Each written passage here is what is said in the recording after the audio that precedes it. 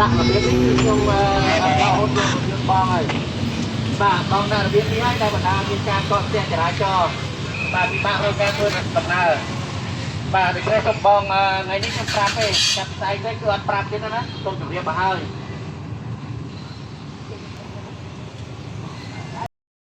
ណាពេញផ្លូវណែនបានណែនពេញផ្លូវតែម្ដងនឹងស្អីលមនេះអីប្រិមិត្តបាទតោតែកដាផ្លូវយើងបាទពេញតែកដាផ្លូវយើងប្រិមិត្តមិនរួចទេយើងឃើញណែនពេញផ្លូវឥឡូវនេះបាទឃើញអូតែផ្លូវទៅអត់បានទេមិនធម្មតាទេប្រិមិត្តបាទការរៀបចំជារៀបចំមកស្ទើររាល់ថ្ងៃ